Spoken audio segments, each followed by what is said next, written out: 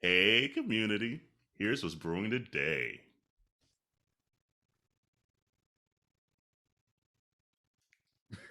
Found it.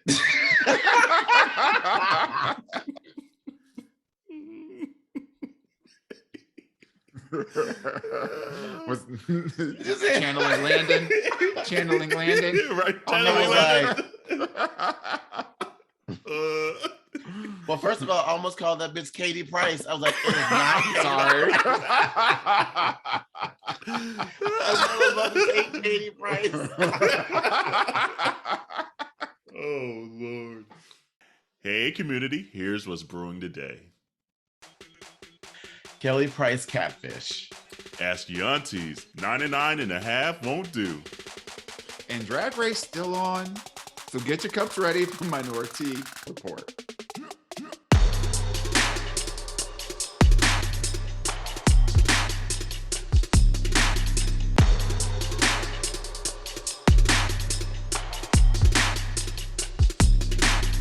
Hey, welcome to Minoritea Report. It's Auntie Kerel. Hey, it's Auntie Dawon. And it's Auntie Jerrell. Oh, she back. Back in the house. It sure is nice having three voices on this podcast. Places, everyone. Places. Well, coming from one that know. I mean, look. She's the original. Exactly. And speaking of that community, but go ahead. No, hey, listen, I agree with you 100%. I've been on the giving side of things, and now apparently the receiving. Right. And she's like, "Ooh, now I see how it be." Like, oh, versatile. Haven't been versatile in a while. Dust some cobwebs off, girl. Right. And I gotta say, shout out to Landon for filling in for me last week, community. I had totally forgot that, like, because of the funeral, about the podcast and wrapped up in family stuff. And I literally called Landon like what I thought was like 30 minutes before we were supposed to record. Like, girl, what you doing? Right. I need your help. And so she filled in for me very last minute, like literally day of. And I just want to say thank you. Yeah. Although, next time, get your Cricket Wireless together. Maybe take half an edible, and like have, it was, let me tell you, because Lynn and I go back and forth, and we be like sisters, just back and forth. And I said, she is quiet. And then she would go to say something, it was like, and like I saw it the entire time, like, and I was sitting watching. I was like, "Oh man, she's like," because normally, like, community, like, this is episode 167, and so you can kind of see like when someone's trying to like kind of come in, and at this point, like, we know when people are probably about to like rebuttal and things like that. So even with like Landon, even though he's only been on the podcast a handful of times, we're friends with her in real life, and we can kind of tell with that bitch was not double dutching for nothing. Like, she was just sitting there watching, and I was like, "Oh no, here we go, here we go again." It's like, I recognize these signs.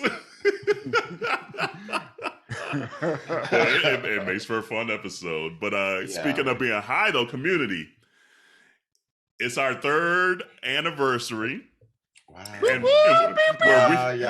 we're going to be a week late. We on CPT time. Life has just been a little crazy for us. No, birthday month. It's a birthday month. There we go. What it is. It's a birthday month. We celebrate all April. So what we're going to do is, and by the time you hear this, so you're going to have like 2 days to rearrange your schedule. By the time you hear this on Monday, if you're listening on Monday, this Wednesday, 4/20, we're going to do a live recording of Minoritea Report. So come get your wig together.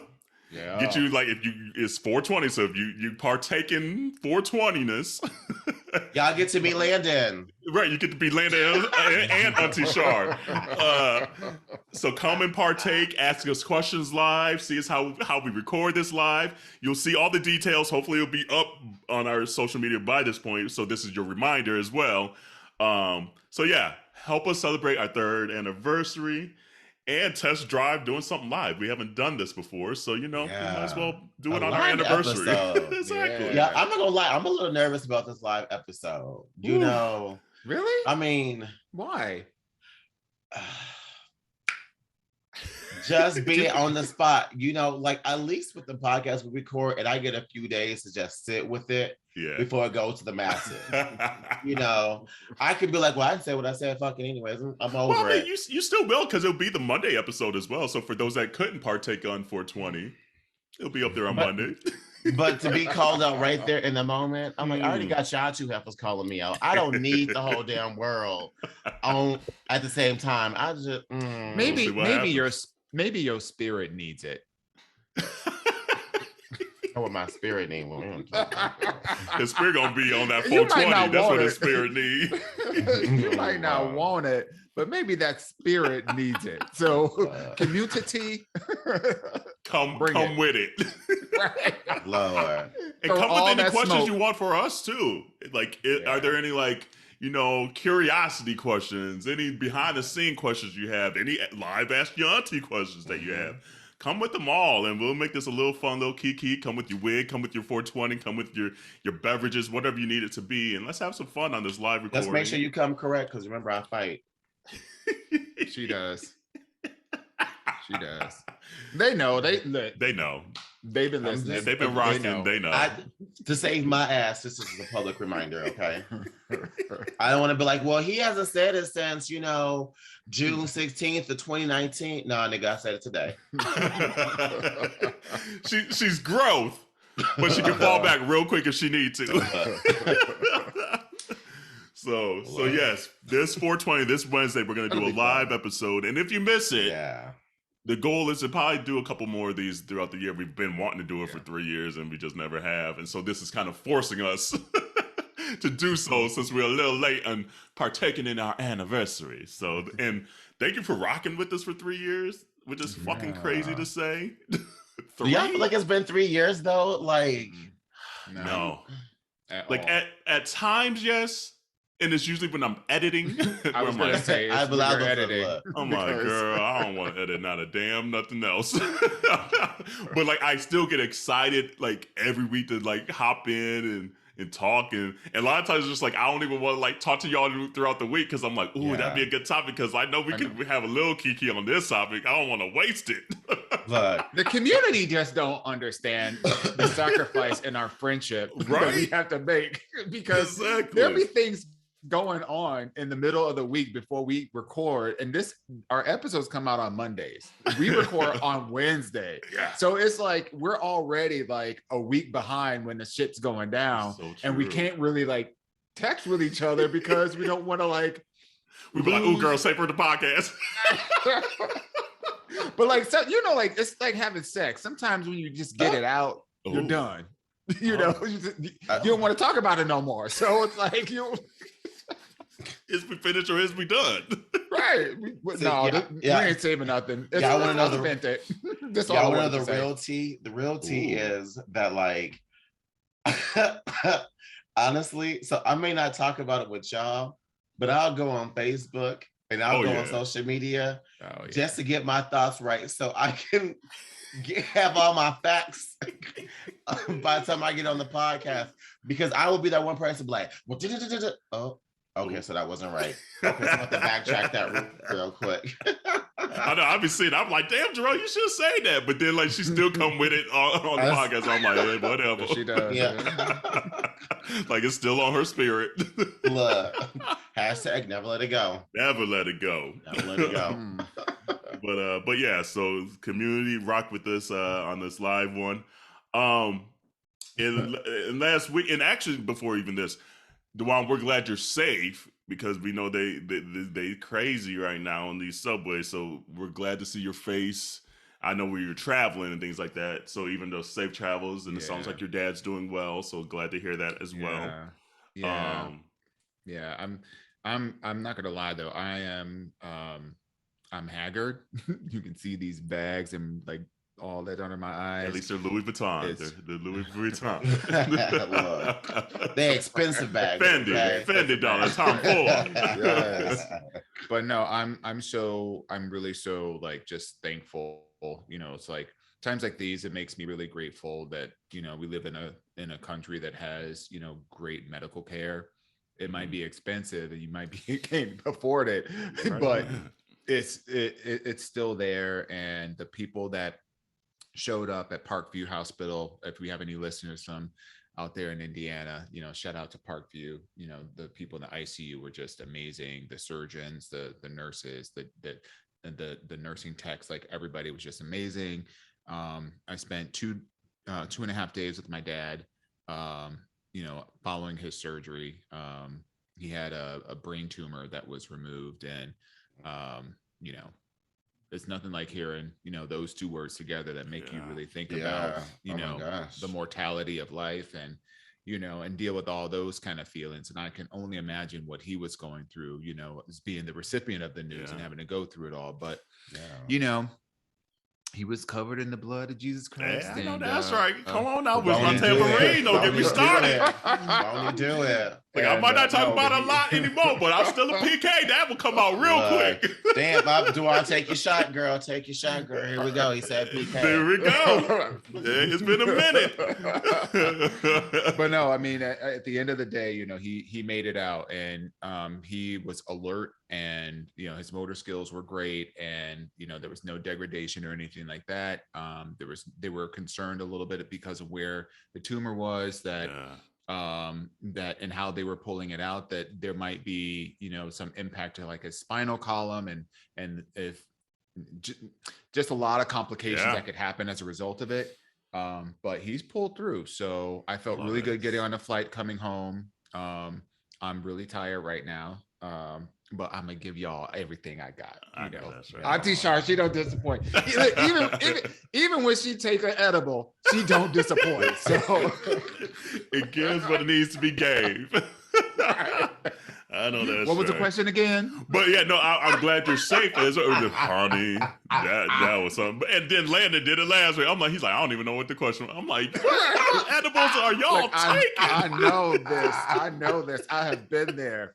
But no, that shooting happened in Brooklyn, so that's like way far from me. But you know, still 10 people.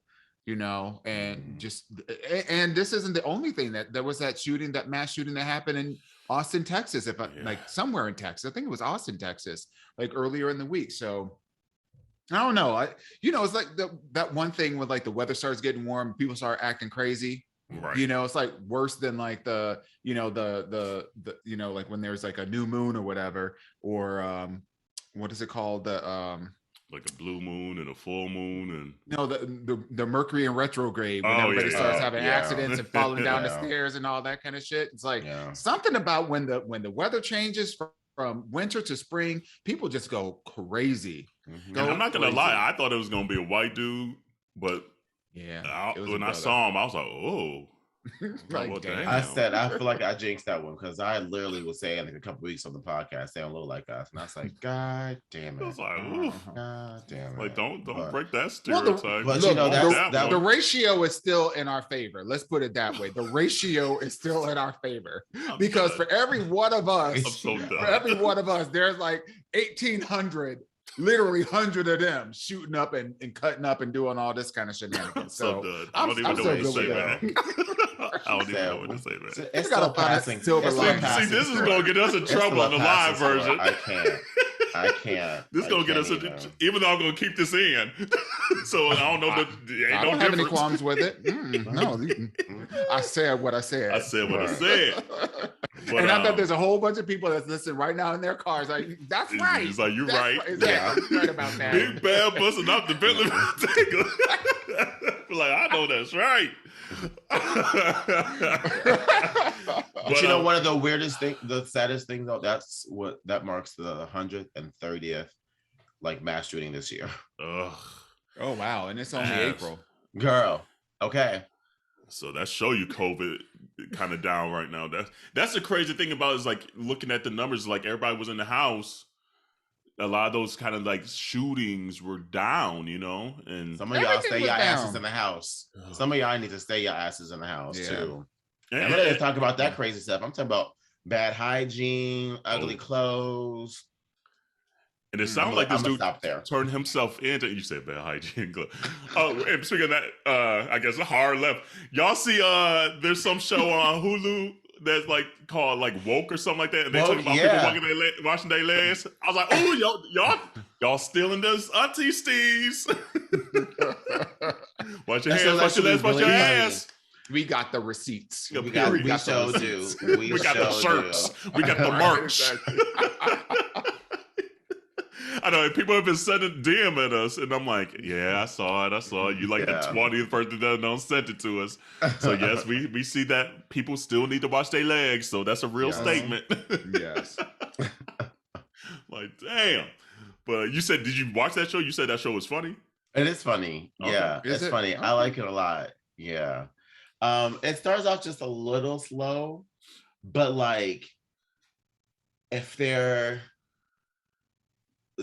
it rings very true for like Black folks who typically operate in like white spaces, and you forget to turn off the code switch. Your life tends to be just a little bit more like in the bubble, and you know, thinking, and all of a sudden, you know, you get reminded you just a nigga, and all of a sudden you just see everything. You be like, what the like the Matrix.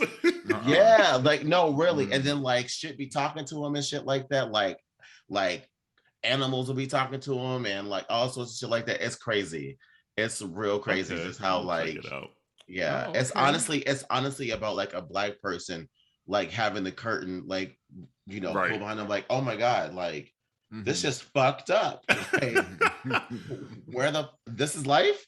Like, get the fuck out of here. Yeah, that's funny. Yeah, it's actually good. I like it. It's funny you're talking about code switching. Like, I had a moment today at work that I caught myself. I was like, girl, you back in the office. Calm your Blackness down. Because it was at the end of the day, and the IT guy, like, sits, like, across the way from me. And he was like, hey, have a good night. Safe travels. I was like, hey, you too. And I was like, why am I A-ing? It's like, what am I hyped up for? I was like, what the fuck was that, Kerel?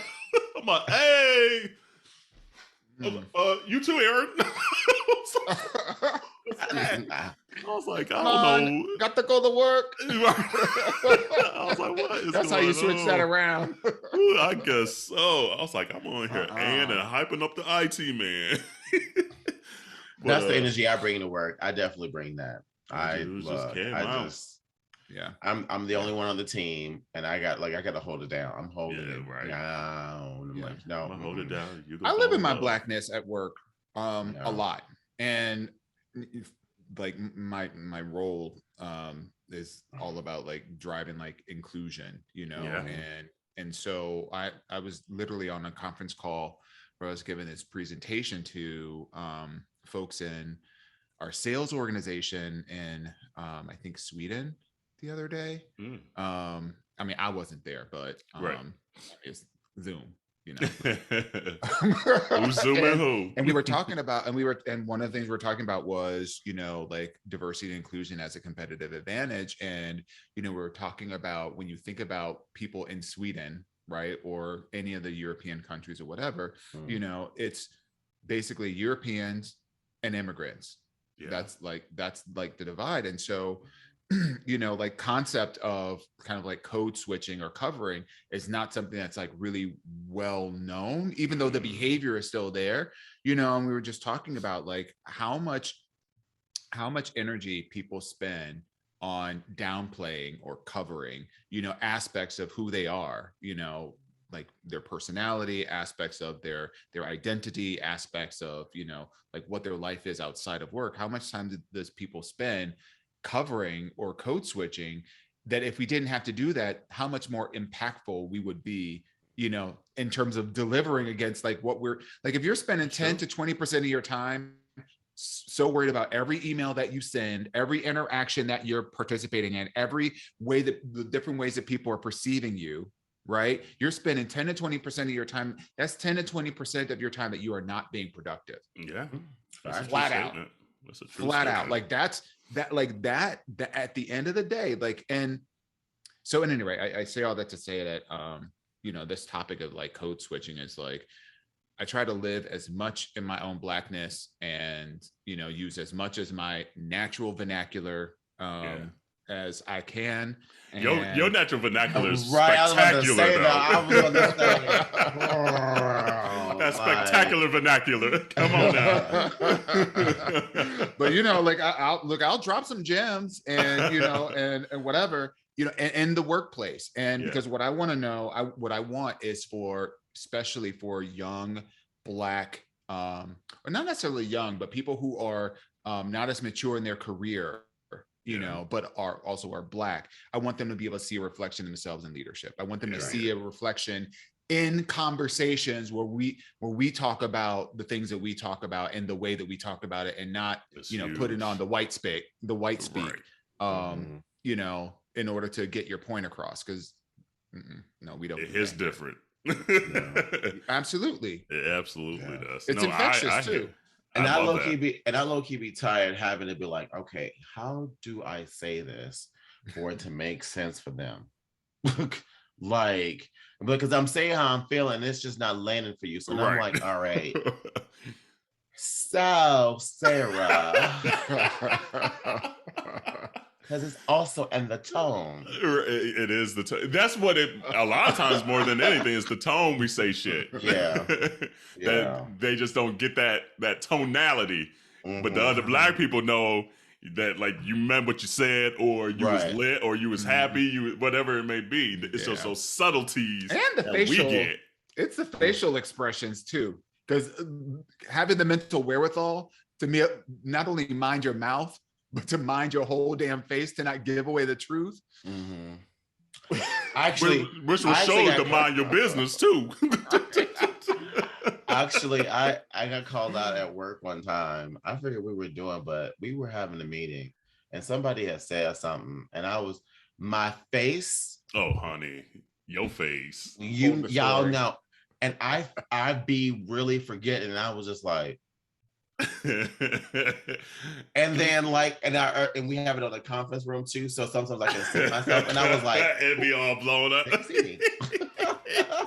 Community, like, this is part, like, community don't even know. Hold on one second. Every week, like, for like the YouTube stuff, like, I have to create the thumbnails and shit like that. And usually I try to find like the most expressive moment, because like it does better on YouTube. Blah blah blah. She be finding them too. Huh? I do. It'd be fun. But Jerrell has no lack of material to choose from, trying to scroll through these, like, the timeline to find it, like, a moment. And I'm like, and I be cracking up to myself. I'm like, this is the most expressive human being. You and my sister. Like, my sister cannot, like, hide anything on her face.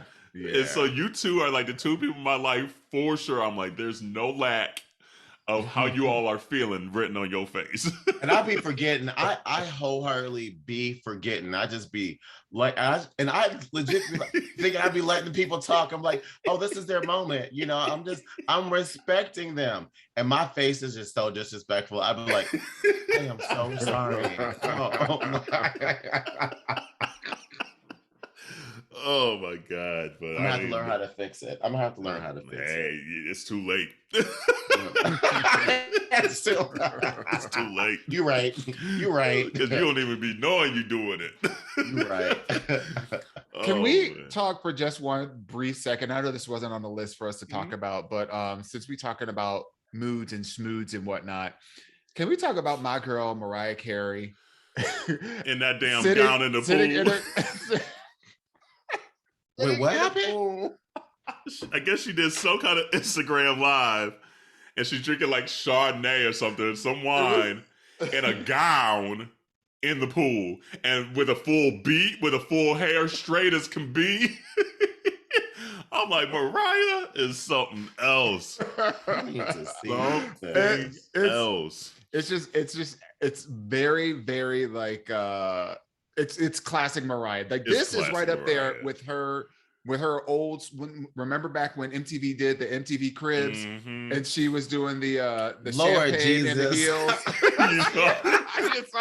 It's a whole move, though. You're right, though. But she did reveal. Sorry, you're talking about the Chris. I got reminded myself this. It was like I forget. It was like the 10th or 15th. It was like some kind of anniversary of the emancipation of Mimi. So that was why she was on live to begin with. But she decided to do it extra, in true Mimi style by getting all glossed up. I need to watch the whole thing. I'm sure it's somewhere out there. Oh yeah, you can catch it on Twitter if you haven't seen it. But you can catch it. I just saw like the screen cap. It's literally on Instagram. Oh, she saved it on Instagram? Yeah. Okay, then I'm gonna check. Yeah. She did reveal. Lord help her. She did reveal that she's gonna redo the Roof song with Brandy. Yeah. Which is that's like one of my favorite Mariah songs. Yeah. So to redo it and Brandy's gonna sing it. I told you a couple episodes ago that I had heard that they were doing a song together. Yeah. So Brandy gonna sing the shit out that song. If you listen, if you're gonna be your authentic self, be your authentic self. Because the whole Bible, you're right. The whole she's afforded herself to be able to do this diva shit. Like, come on now. Exactly. It is what it is. But the Roof, just the whole moodiness of that is going to fit Brandy's voice so spectacularly. Oh, absolutely. And I can't wait to hear her backgrounds on that fucking song. I'm going to lose my shit. I realized this weekend why I am such a Mariah Carey stan. It's because she ain't taking no edible today. She's taking over the whole conversation. I'm sorry. Taking over? No, no, it was more of the What? Why are you a fan? Wonder why. I mean, outside of like the extraness of like her just from a personality standpoint, because I really appreciate that. But like just from a musicality perspective, I love ad-libs.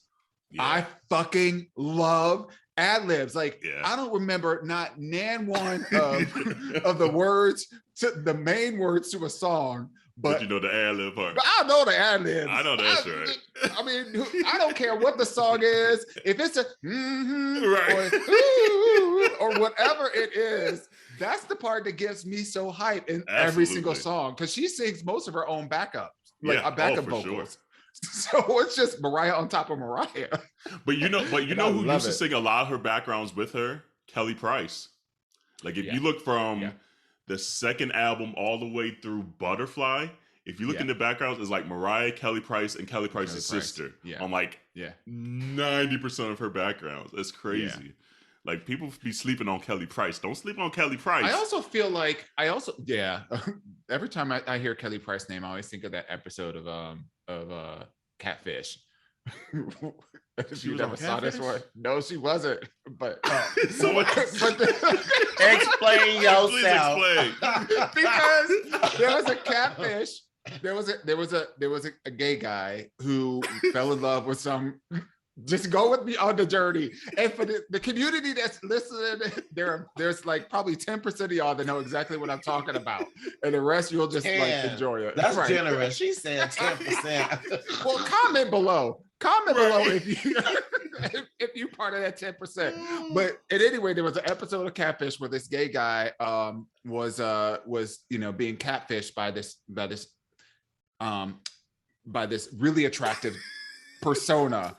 And when it all came out, it was his best friend, the one that was kikiing with him all the time, or whatever, who was catfishing him. Okay. And when he asked her, why did you do this? Like, you know how I am, Why did she say, you never should have called me a fat ass Kelly Price.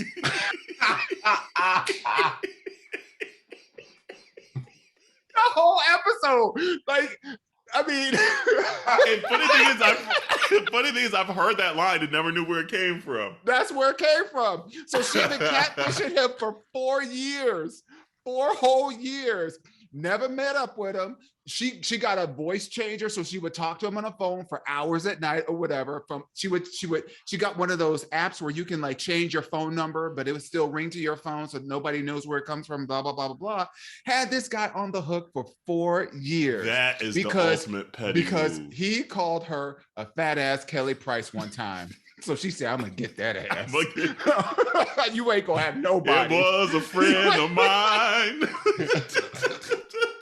And look, there's a whole new meaning to them lyrics. And even though I gave away the punchline of the episode, you gotta watch this episode. It's because even when you watch it and you see him go through all this, like he talking about how much he loved this person and why he can never meet up with him, whatever. And the whole time in the back of your mind, you thinking, the chick that's sitting right next to him, listen to him tell the story to the Catfish people. She the one that's catfishing him the whole.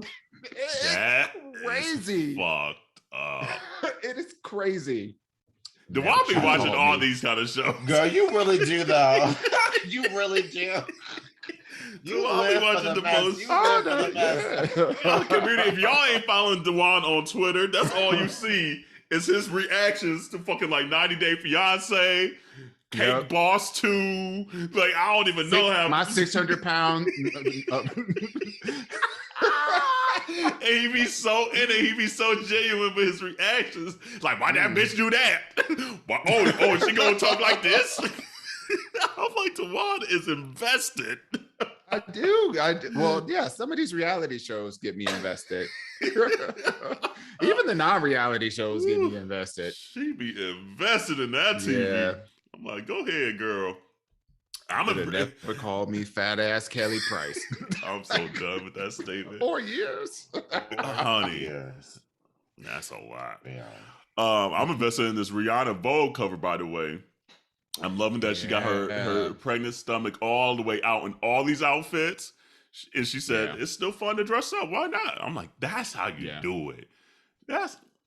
Show it off. Like, she is so pretty. I'm just here for me some Riri. I still won't go to no Riri concert because I'm still mad the last time I saw Rihanna in concert and she made me sing all them damn songs. I could have listened to the damn radio myself. But other than that, hey, at least she better than Lauryn Hill, who don't even show up until 16 hours later. I guess. I was like, Riri, if you point this microphone out into this crowd one more time. I was like, I ain't singing no more damn song. That's why I came here for you to sing. I saw this this meme that said, see, how did they put it? That's why Rihanna gonna name her child album so y'all can shut the hell up. Yeah. She's gonna call it Vinyl.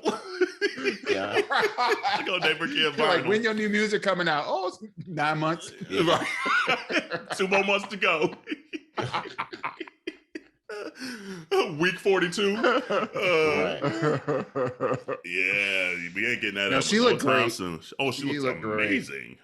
Incredible. Yeah, I especially love that that like red like lacy like number, where she's just everything's all out. Like, where can I pick that up? I'm like, come on now. Is that on your Fenty Savage lingerie? Get it for $32. Yeah, let me get that number. Exactly. I'm here for it. But congrats, Riri. We can't wait for you to have the baby and see what kind of creativity comes out of it. Has it been announced what the sex of the baby is? She said in that article that she'll let the world know when she let us know. I was like, I just saw the pictures. Yeah, and like Annie Leibovitz did all the photos. So I mean, she's like probably the top photographer in the world. So yeah, Riri always stunting on us. Quick little shout out before we take a little tea break. I just want to shout out this teen in Florida that got accepted to 27 schools and offered more than $4 million in scholarships, which is insane. He's an 18-year-old gifted teenager from Florida. And it says he's the talk of the town. He has been accepted to 27 colleges and universities and received $4 million in scholarship offers. Jonathan Walker, and it's in Panama City, has to choose between 27 schools, including Harvard, Yale, and University of Penn. which are like the top schools in the country, you know? So a lot of times they like to show us at our worst. I'm all choked up. We need to show our community at their best, because that's dope. $4 million in scholarships to the top schools in the country. Yeah. Yeah. So, and and in one part you didn't say he's a young black kid as well, as a young black man. Yes. So that's another reason why we want to highlight this, moment of just black excellence and just done on them, like done on them hoes. It's just so good to see. He has locks too. Like, I'm glad he got his locks still. I'm just here for this blackity black moment. So Jonathan Walker. Yeah. Kudos to you, boo. Kudos to you. We see you. So, but on that note, we'll take a quick little tea break, and it'll be Ask Your Auntie time. We interrupt this episode for very important information. That's right. You've been asking for it for a long time, and we have heard you. Yep, it's been a long time coming, but it's finally here. Yo AunTeas got merch. Hey, that's right. You know what? We got tees, we got long tees, we got sweatshirts, we got fanny packs, there's just a whole gamut of stuff out there. So go and check that out. We are so appreciative of your love and support, and we are so excited to launch it. Girl, where can we find it at? Ma'am, they can head right over to minorityareport.com to check out the selection. That's right. That's MINORITEA report.com. Woo! I'm about to go get me some myself. Alrighty, ladies. What time is it? Ask your aunties.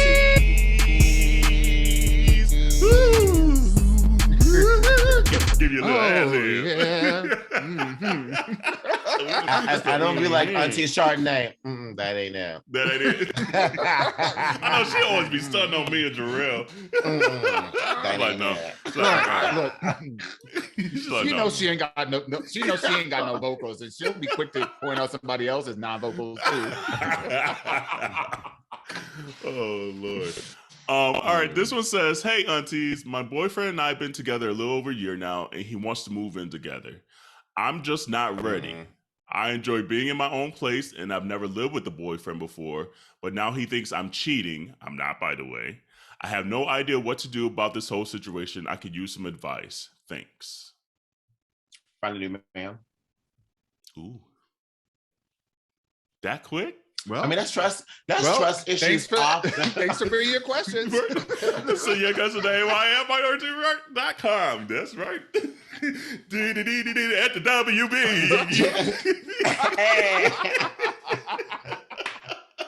It's like, well, damn. That was the quickest Ask Your Aunties yet. Would you care to elaborate, Sister Jerrell? I mean, red flag, trust issues automatically. And if someone is pressing themselves on your space and can't accept your piece, that means there is something about that person that they need to figure out to learn how to respect you and your own relationship too. I get, people being in love and wanting to be with their partner, but if you can't respect someone else's space and time, then do you truly respect them? And so if their reaction is, instead of listening to why you don't want to, is to then accuse you or manipulate you or to find some other reason other than what you're telling them, then that means they have something they need to figure out. Or there's their own baggage that they're carrying from another relationship or another time that they need to let go and process before dealing with you. Because you shouldn't be changing up your way, especially if you're not cheating. You shouldn't be having to jump through all these hoops when it comes to that. So that's just me. I'm just saying. What do you think of Dawon? I think there's a couple things. I think number one, we've romanticized aspects of relationships without having full-on conversation and realizing the work that goes into making that fantasy a reality. Yeah. You know, so like, so that's number one. Number two, logistically, moving in with somebody is a lot of work. It's a whole lot of work. Like and I don't know what the situation is, you know, if there's like roommates or not roommates, or somebody's living at home with their parents and they're just trying to get out. Like, but like in my view, like relationships need kind of a gestation period to figure out if y'all like each other before y'all like really like get into the meat of, you know, like what cohabitation. You think a year is long enough? I think it depends on the two individuals that are involved. I don't think that there's a timeline. You know, it's just like, yes, you know, one of the conversations we had about like, you know, how long do you date somebody before you have sex with them? You know, it's like you can't answer that for anyone else. After dinner. Right now. But like when it comes to moving in, that level of cohabitation sounds great on paper, but not being able, first of all, we still in a damn pandemic. I don't care what anybody say. We still like, we on the verge of going back on lockdown. So like, you know, already got the mask back. Right, exactly. So like there's that whole thing going on. But then also the fact that you've never, this community member that wrote in has never lived with another person before. That is a huge adjustment. And something tells me that this notion about, you know, kind of like accusing them, I don't know if it's him or her, or a they, accusing the one that wrote in about cheating. I would suspect that that's probably not the first time that something like that has reared his ugly head over the course of the 1 year that they've been together, that have been a little bit off-putting. And so, not to say that it's warranted or not, but anybody that's in a rush to move in, that, like Auntie Jerrell said, that to me is a red flag. That to me is it's something that you want to be really careful about, because, you know, 99.9% of relationships fail. 99.999% of all relatimes fail. More than 50%. It's like, well, man, let me take this thing off. Well, I'm just look. Right. Let's call a thing a thing. Like I'm of the Judge Judy school. At the WB. Like I'm of the Judge Judy school. Like when she is looking at two people that, you know, that are married and they're, you know, like going against a family member, you know, she says to them, more than 50% of marriages fail. So that means you upset with the person that's your blood, and the person that's next to you statistically won't even be next to you in 5 years. That's a real so you willing to die on a cross for somebody who who more than likely is not going to be there in 5 years' time. So I would just say to, you know, our community member, be single forever, because what's the point? No. I mean, that's Auntie Hennessy talking. I'm Auntie Chardonnay. I don't know. After that, I don't know. After that 99% relationships fail, girl. I don't know. Well, 99.5 won't do. I mean, look. If we tallied up all the people that we were in a relationship with, and who we've ended up with, right? For those of us that have ended up with somebody, and those that aren't, like 99.9%, most of the relationships that you will be in your lifetime are going to fail, because you will ultimately either be by yourself or with that one person. So you're going to have to kiss a whole lot of frogs. And so at the end of the day, that makes sense. That 99 girl, right? Okay. She got scared by the stats. We may need to leave the 99.5%. Lord, I'm running trying to make 100. 99.5 won't do. No. So, you know, like, so to your question, Kerel, about how soon is too soon, you know, for this person, I would assume that there is a level of comfortability that they have to come to terms with before they're willing to have the move-in situation. And quite frankly, maybe it might be a situation where, you know, they don't want to, might not want to even have them move into their place. Maybe it might work out better for them to find a place together, because there are power dynamics that happen. Like, we all know there are if somebody moves into my house and we get into an argument, we all know where that conversation is going to end up. I know you're not raising your voice in my house. I know you're not, where my name is on the light bill and on the cell phone bill and all the radio bill. And, like, there are power dynamics. Can you pay my bills? Yeah. What about you, Kerel? What about you, Kerel? I mean, I will say, whoever sent this in, kudos to you for knowing that you're not ready. Like, I hope you have expressed that to the other person. That's the only maybe caveat I would say, is like, if you're not ready and you haven't fully expressed that can cause a little angst or a little anxiety for the other person, of saying, okay, you're not communicating, you're not giving, like, what's the answer? Like, why aren't you ready? But if you say, I'm just simply not ready and things like that, and you communicate that, so be it. And then the other person can figure out if that's good for them or if it's not good for them. And if it's not good for them, they could say, you know what, this is just not working for me. I feel more comfortable if someone is living with me and building that life together, et cetera, et cetera. We need to go our separate ways, So it is what it is. So, I mean, I hate, like you said, the cheating thing. So it sounds like they're just trying to get their way, and that's kind of their MO. When things are going their way, they find a way to make you feel guilty, to make you feel whatever. So that's almost like emotional abuse.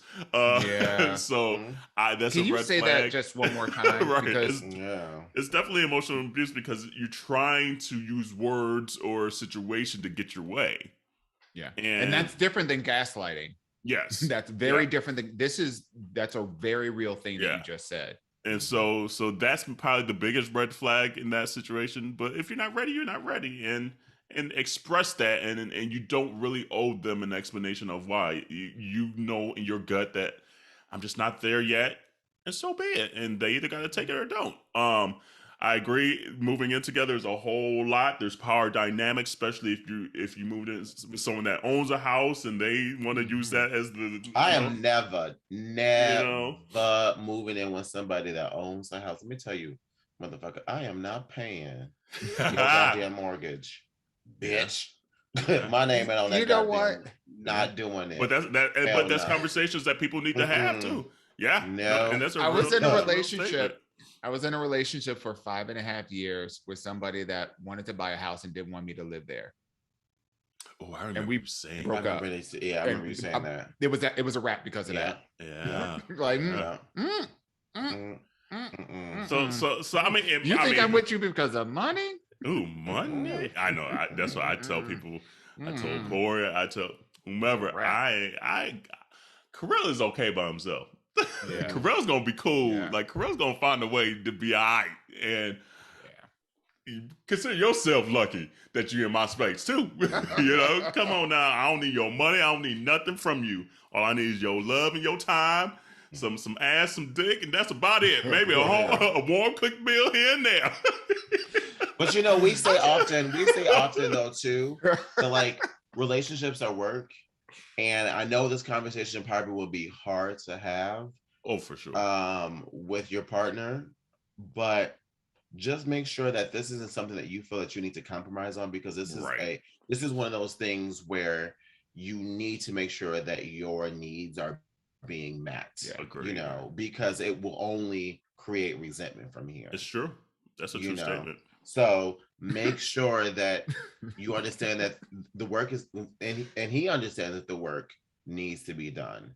And if it's not, and if you're ready to, like, a suggestion would be potentially find a new place together. Like, whether you're renting, I know if you have a house, that gets a little harder, but say you're renting, find a new location together. That way it kind of cuts down on that power play potentially. Yeah. But they said they're not ready. I'm just not ready. But like, if you get to a point that you are ready, like, okay, you know what? It's been 2 years, 3, whatever your time frame is, and you're still together.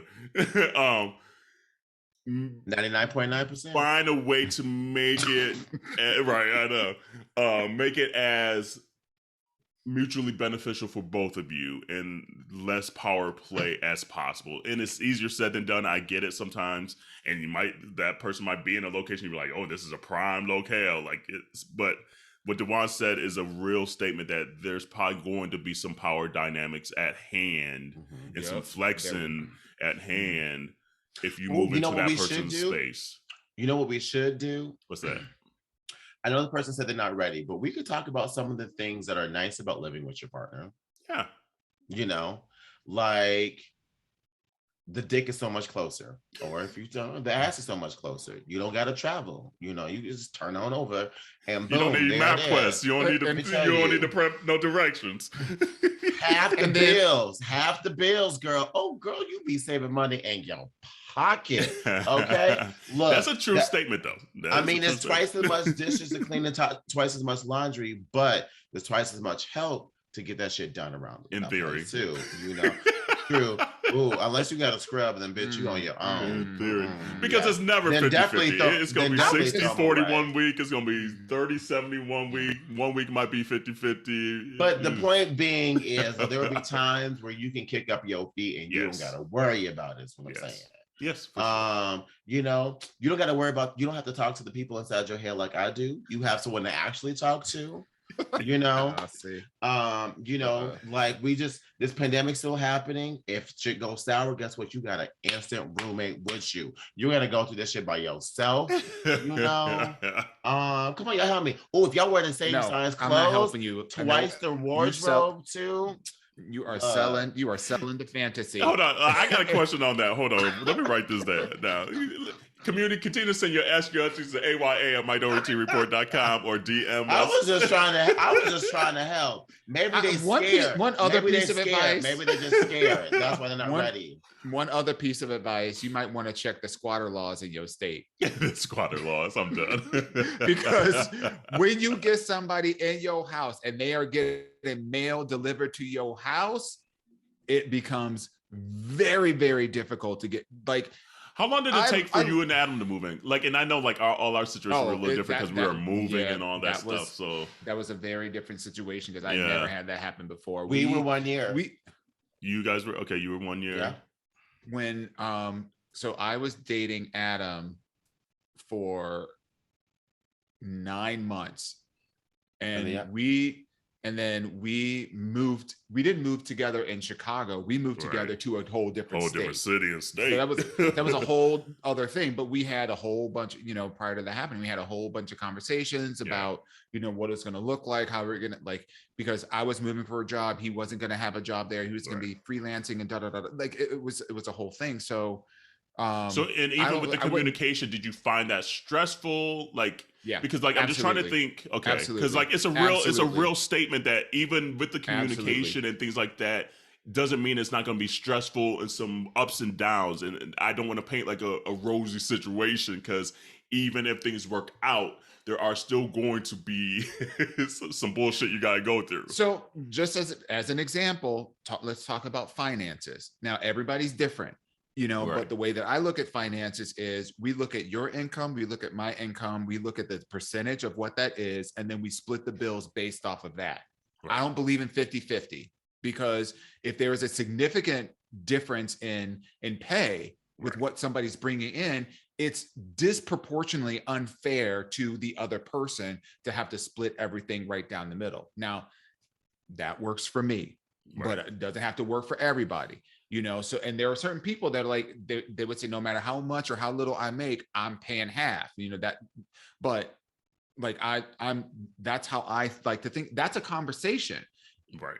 I just feel like people rush into like the fairy tale, of a relationship. It's like, oh, okay, well, we've been dating we've been seeing each other, well, let me rephrase. We've been talking for a little bit.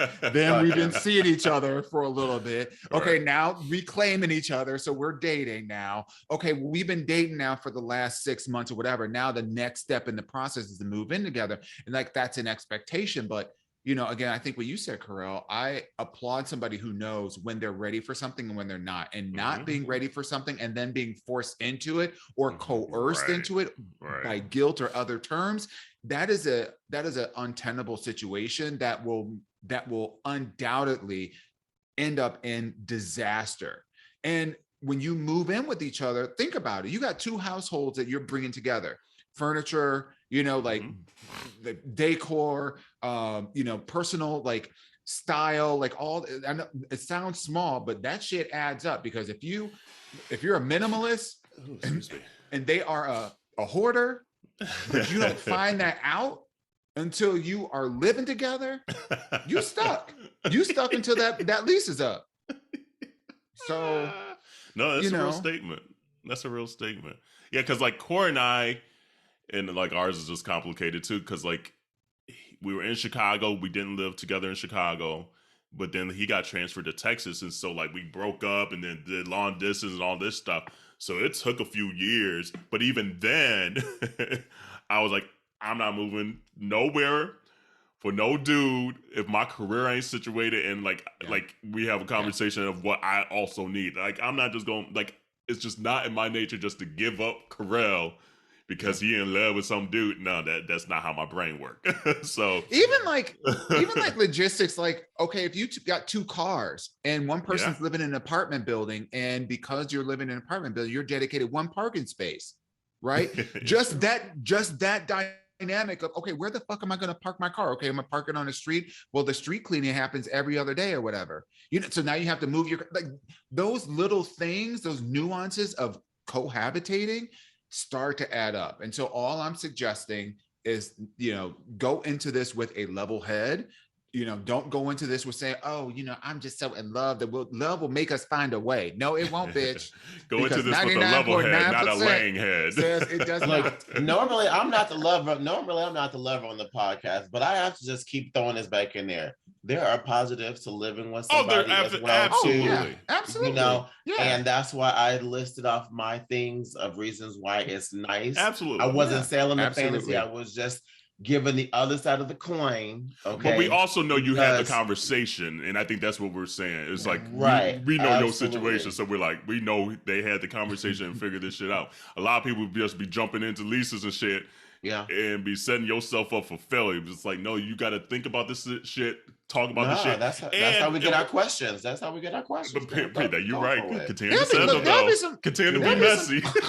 There'll be some people that will literally break their lease. They will break their lease to move in with somebody, and then they'll get broken up with 3 months later.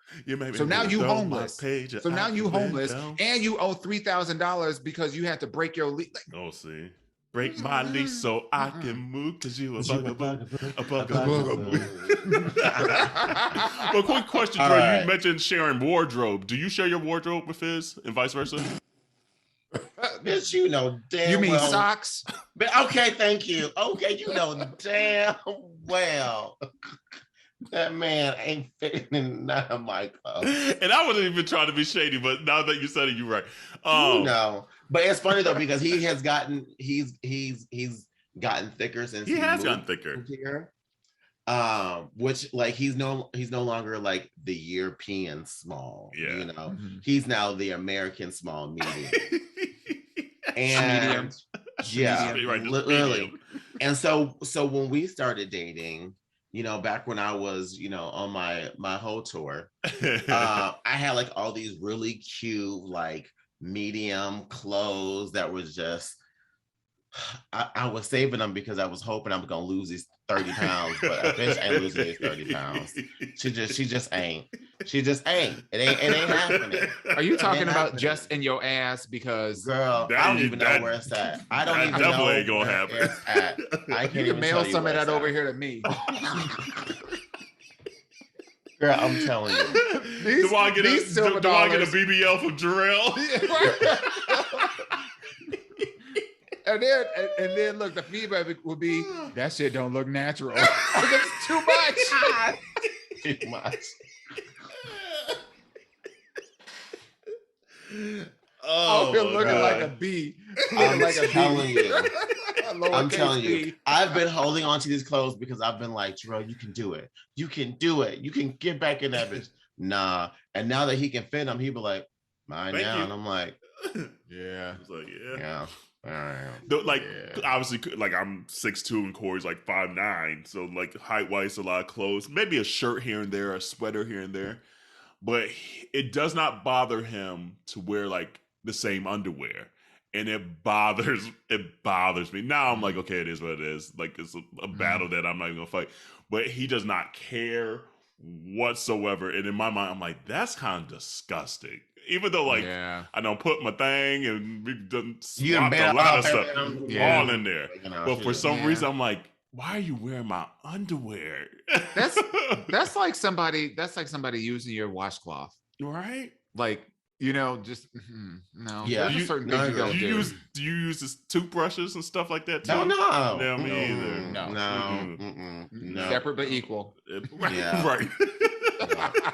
No, that's another reason why I'm glad we are not the same size, because it makes, like you said, because we like the same brand of underwears too. Like we both wear this pair of these underwear because I like these microfibers that just allows you to breathe a lot better. And it feel really good on the skin too. And so sponsor us. Hey, you know. So we both like their underwear, but it's even better though because I like briefs. Okay. And he likes boxer briefs. Yeah. So we still don't have, even if we were the same size, we still wouldn't wear the same underwear because the style of underwear that we wear don't give are a completely fuck. different. Corey don't give a damn. The only one he won't wear, and just because like he doesn't have ass like I got ass, is like a jock strap. He won't wear those because it won't look the same. Back there, like it might be drooping a little different. You got a little swing, right? A little swing set. Shorty swing my way. Double dutching back there. But yeah, I'm like, girl, like you don't find that disturbing that you just wear my underwear? And he's like, he couldn't give two shits. Does not care. He'll grab the first pair he sees, put them on, and go about his day. But why is he grabbing a pair of underwear out of your? He don't care. Do you keep your underwear in the same drawers? Well, no, but like what would happen sometimes if it's like in the same hamper, even like I've even bought separate hampers over time, but like if he'll just like be kind that day and say, okay, I'll wash his clothes too, and just throw everything in the same wash, he'll just throw them, fold them up, and put them wherever they need to go. He won't even separate them in the drawers. So half the time I'm like, where my underwear at? And look over there, he doesn't give a damn. And I'm like, no, we even got different colored towels. Like we just separation between church and state. I know. Bert and Ernie over here. Oh man, no. But did you fishy? No, let me stop. Rabbit Ducky, you're the one. Y'all see? So Drag Race time, y'all. Drag Race time. First, we're just gonna say. Did you see somebody go home? Nope, sure didn't. No, me neither. I know. It's like this is the season of not sending nobody else home. Like it's like, come on now. And I get it. Like the top 5 is probably a strong top 5, but still, it's the name of the competition. Send some bitches home. Like it's like, I just don't care anymore. Yeah, yeah, I'm with you. It's really the longest season ever. I just don't like. Yeah. I feel like this is. They have so much locked into their contract in terms of like content that they're pushing out with new seasons and all this, that they have the opportunity now to just do whatever the fuck they want. And I feel like that's what they're doing, whatever the fuck they want. Yeah. And I feel like they're throwing out different things to see how the watchers are responding to them, to see what the new version of it's going to be. But at this rate, I don't know if I want to be watching anymore. Like, I have a question for y'all. How long normally is like a season? Not this long. This is literally the longest season. The longest, out of all. Like they would have been done a month ago. At least a month. It's supposed to be 12 episodes. Because it started the first weekend of January. Like, right. It's supposed to be going to like be damn near 4 months. 10 to 12 episodes is usually what it's supposed to be. Like, and I think even like season 8 might have been like there was like certain episodes. There was like literally like 8 episodes, and that's it. Yeah. So I wonder if that's the reason why the All-Star cast is so small, because there's only like 7. I think the All-Stars cast, and like, hold on, let me hold that real quick. Who's gonna win season 14? Not RuPaul, because them ratings, girl. She's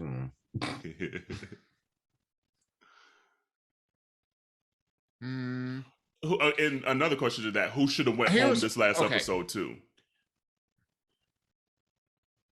I personally think Angeria should have gone home. Yeah, and it was gonna hurt my heart to say that. Yeah, Angeria should have gone home. Yeah. I think that they could have gotten rid of all 3 of the people that were in the bottom 3 from last week. So Daya, you gone too. Yeah, she should have been gone.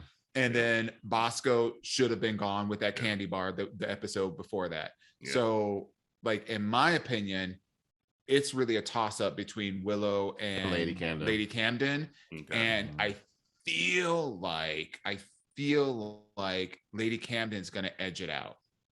I think she will too. I think even though I want Willow Pill to win, I just feel like she's going to edge it out. I think she's just going to be a little bit.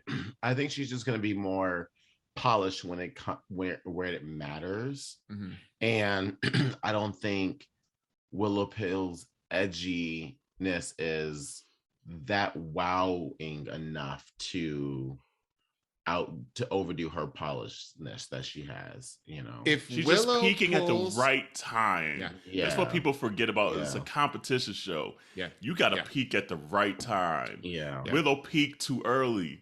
Camden done came in. And that's why Diabetes there, unfortunately. Yeah. I'm like, Diabetes peaking at the right time. Because she got eliminated. If you remember, way back in the 1800s when we first started watching, she got eliminated. Not 600 BC. Girl. Seriously. It's like, damn. But I think I agree with you, too, that Lady Camden might edge it out. What could be interesting, however, is if in the finale, you say to be continued. No, that would be expected. Let me tell you exactly. It's going to be a 2-part. There's 5 bitches left in it. It's going to be a 2-part. It's going to be a 2-part. Think about that.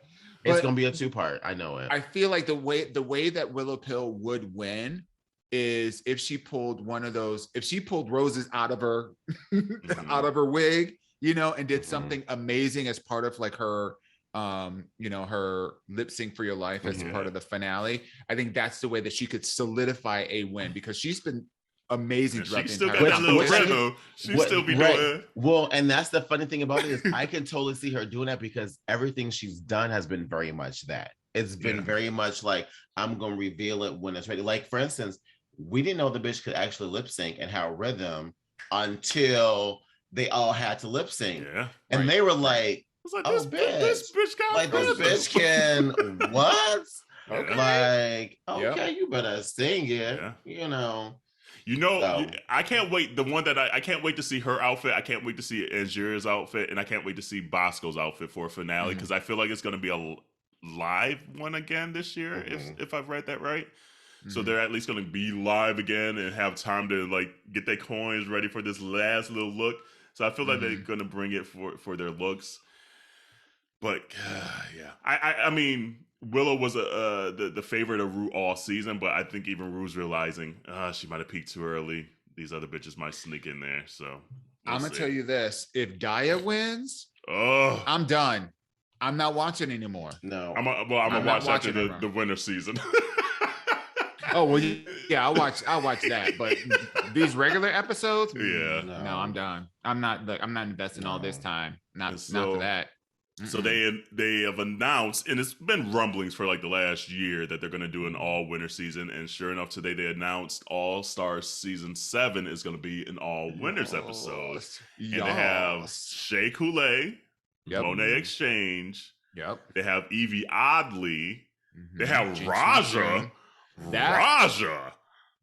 That's going to be interesting. Yeah. Very, very interesting. They have Lady, what's her, Vivian. Vivian from the UK. What's Trinity K. Poney. Yep, Trinity, the Tuck Punani, Jada Essence Hall, and Jada Essence Hall. So it's a very black season, by the way. A very That's people what of I color noticed season. Basically, when I was watching that intro, I was like, 1, 2, I was like, okay. 3, 4 niggas.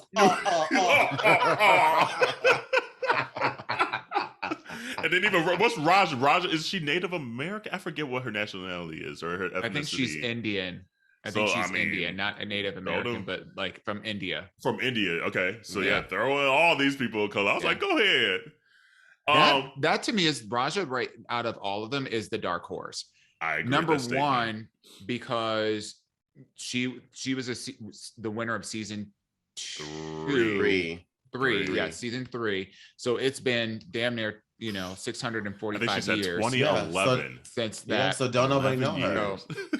But people know her because they know her. I don't. From like America's Next Top Model, she did like all the stuff on American, like she did like Drag Race, and then was like the makeup artist and everything for America's Next Top Model for forever. And she's been doing like some YouTube stuff for WoW, with like doing like the Tooted and the Booted with Raven. Yep. Well, that's her. Originally. Okay. That's her. Yeah. Okay. So, but the interesting thing about Raja is Raja was, I would call it, the first look queen. By far.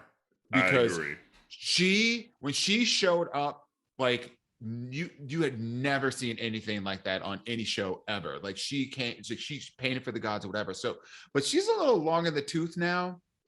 And so it'll be interesting to see how that's kept up. And she's not like a performer. No. So I'm wondering if she would just have the stamina to be able to deliver what I think they would want to be delivered as part of the challenges. The acting challenge, the performance. She'll kill a look challenge. But here's the thing, like since she was like the original look queen, all the queens are look queens now. Like you have to be for that show. So before that was like her standoutness. Now it's like all these bitches done past you probably at this damn point. So like what do you have to bring outside of just your looks? Because they all got looks. You ain't gonna outlook Jada. You ain't gonna outlook Trinity. No. You're not. So it's just like, or you're not gonna outlook Shay. And not Shay. Are you kidding me? So what else you got, Raja? But I've always loved Raja, and she's aged very well. She has. But the other thing is that she could be the dark horse because we have not seen what she could do. Yeah. Think about all the connections that she has. You know, the wigologists, the costume creators and whatnot. All the connections that she has. You're right. And she's got nothing but time and opportunity because she's not one of these queens that's out there like working like these other queens. So. Yeah. It could be really interesting. I think the most interesting thing is, and I'm curious what you all think, and I don't know, Jerrell, if you might have a perspective on this, but who do you think would go home first? That's what I was trying to think when I saw everybody come through. It depends on the challenge, I think. That first challenge, and I don't know. Yeah. I hope they find some like even harder challenges. Like since a lot of these queens have become successful, I hope the challenges are like, we need you to produce your own music video. We need you to make your own music show or movie short or something like that, and not just the standard, oh, here's the quick fire, here's the quick challenge that we've seen in every episode. If this is a winner's shit and all these queens have been very successful, I need to step the whole challenges up. I don't want the norm. I want to see them do some shit that the other seasons cannot do. For All Stars, is it normally only like 7? Is it more? It's usually a smaller. It's usually a smaller. I think 7 like is seven to 9. 7 to 9 is usually what it ends up being. And that's, I think that's how many it was on the UK versus the world as well too. Yeah. And what they're doing is they don't want to give all the winners in the because they want to do this again. So once you get all the winners, it's like shit, we are the winners. Right. Oh yeah, that makes sense. And I do love the fact that they've upped the price to $200,000. So because like they haven't, right? I mean, Rue, you making all these coins, and people only getting $150,000, and these costumes are getting expensive. And the reality, no, I think it was $100,000 is what they win, not even 150. So they win $100,000, and after taxes, you're taking home $43,000. Literally. It's like, and I don't spend $70K on these outfits and wigs. These hoes been on this season 14 for the last 25 years. Ain't made no money. No, they gonna pay us $43,000. The way you said they ain't made no money. The way you said that. Oh, Lord. You right though. And honestly, they had to up it for this winter season because they're making so. I mean, Shea Coulee's like the face of like Valentino, and Trinity Chuck's been everywhere, and Monet's like everywhere. Like, so you had to make it worth their while to stop their careers for a month to come on this show, right? And so, and even the $200K probably not enough, honestly. But you know, your ego getting away. You'd be like, okay, I want to be the top queen, bitch, ho. Yeah. So who's gonna win it then? Oh, you said who's first to go home? I think first to go home is. I agree, it's gonna be on the challenge, but just looking at the crop, it might be. It might be Tuck. I don't know. Trinity was top 3 her first season and won the second time. Yeah. She finds a way. It might be someone like a Jinx Monsoon because she might get outlooked. Jinx is funny and all that stuff, but she's the only kind of, besides Evie, the only quirky. I'm thinking either like a Jinx or damn, I don't want to say it, but maybe even like a Monet. Like, I don't know how different Monet's aesthetic is from her other seasons. I have a feeling it's going to be the opposite. I think it's going to be what we would think would be a front runner. So I wouldn't be surprised to see Shea go home first. Damn. And it's not it's not because she could not do it. Right. But I'm just saying I would not be surprised because maybe because the show is, 99.9% produced. For sure. I guess I'm going you and them numbers that 99.9. I'm going to die on that cross. But like I do feel like, the way that these shows are produced, because it's not really a competition show. Whatever. It's produced. That could be an easy way for them to show up, get a quick check so that they can fill out the whatever, so that they can go back to doing whatever they got to do. Damn. I wouldn't be surprised to see something like that happen. I don't know. Shea is so strong. Ooh. You didn't say that about all of them. It's a good crop. One of the things that I want to see, however, how many people? 7. Mm-hmm. So we need to drop 1. So that means that the second week they probably would do the snatch game. Yes, that's what I want to see. That's what I want to see round 2 of what they do, because if they do snatch game out the jump, because they would have to. They would have to, because it's usually 4 on top and 4 on the bottom and the seats or whatever. Yeah. So if there's there's only 7 though. So it'll be 3 and 3, but that's how they did it in UK versus the world. It was like really the second week was snatch game.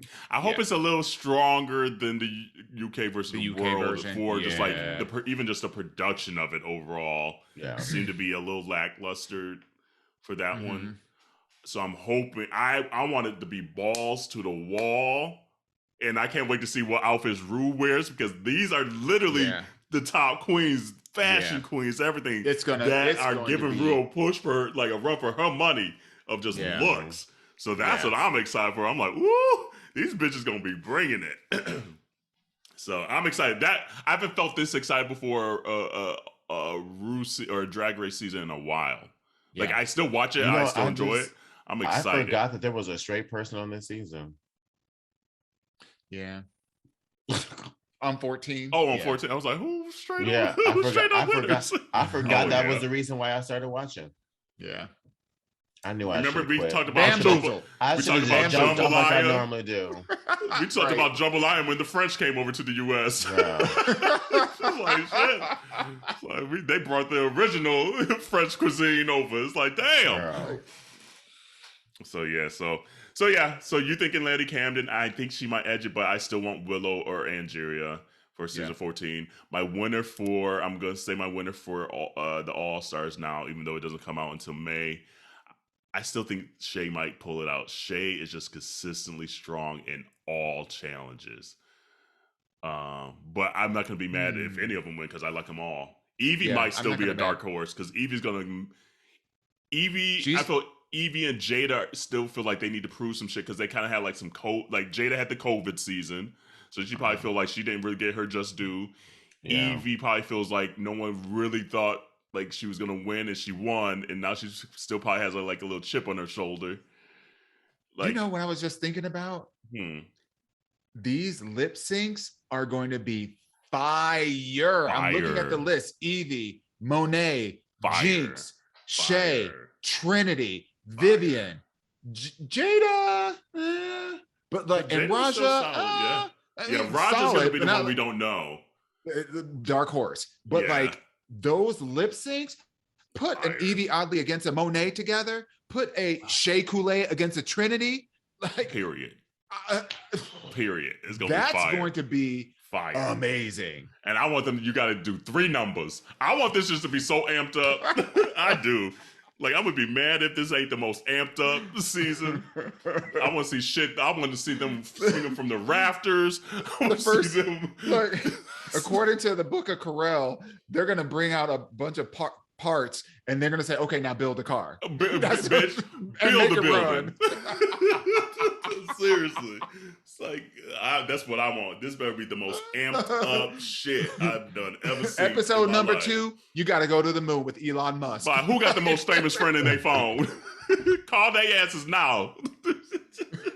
Get Beyonce on this stage now. So anyway, community, I'm excited for that. So this is a forewarning. Clearly, we be still talking about Drag Race. So if you haven't gotten into it, now's the time to get into it, especially the winter season. It's going to hopefully be quick. Hopefully they don't drag it out. Hopefully it's like a quick 5-week thing, 4-week thing where it's just like boom, boom, boom. Every episode, shockers. And be done with it. Get in, get out, shock us, entertain us, and boom, there you go. But all right. Anyway, anything else on your hearts and minds before we get out of here? I just want to say one more time, thank you to the community for rocking with us for 3 whole years. We love y'all, and we appreciate all the love and support you guys send for us. And let's just keep doing it. We're going into year number 4. Hopefully we can turn some looks ourselves. Hey, that'd be hot. And rock with us this Wednesday. What she said. Right. What she had said. Yeah. And 420 live episode, rock with us. Yeah. You'll see stuff in our social and all that good stuff. So until then, wash your hands, wash your legs, wash your ass, and see you on 420. And then if you missed it, see you next Monday. Bye. Love y'all.